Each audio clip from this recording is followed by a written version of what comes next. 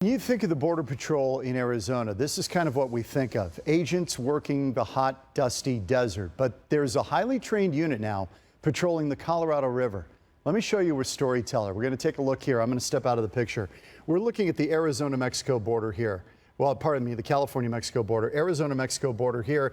And then you've got the Colorado River, which separates Arizona from California and Mexico, the confluence of all of that. That's where we spent the day along the Colorado, separating those areas.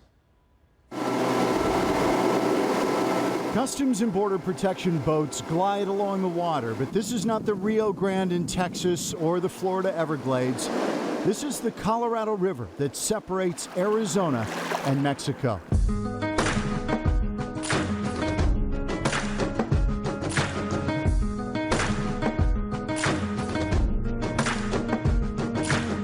This is probably the best kept secret in the Customs and Border Protection arsenal, the Yuma Sector Marine Unit.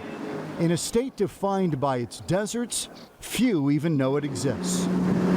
Agent Jeff Scott has worked the Colorado River for the past 6 years, and he's seen some terrible things unfold in these waters. Women and children dumped overboard by smugglers trying to get away. Obviously, when there's people drowning, we have to take care of them first. So, they do it on purpose. They know they're going to get away if we're busy pulling people out of the weeds and out of the river and, stopping them from drowning or trying to stop them from drowning. Along these banks, agents look for tunnels in the brush. You can kind of see the tunnel a little better now. Right there. But when you're going by it, it looks like nothing. And once on the U.S. side, dope smugglers and illegals hide in the tules. They're thick as anything. And up and down the Colorado River, there's a labyrinth of tunnels like this, some of them even smaller.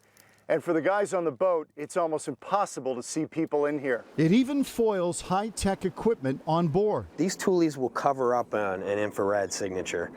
Literally a couple feet in there, you can no longer see a heat signature from them. So agents have to go old school. Most of the time it just boils down to regular Border Patrol work, getting out with your flashlight and going in there and looking for them. I mean, there's no substitute for boots on the ground. This is where the marijuana was found in here. In fact, right here, agents seized 250 pounds of marijuana just a few months ago. But for the most part, the Yuma sector has calmed down significantly from a virtual onslaught here in the mid-2000s. It was chaos. Parties are bailing.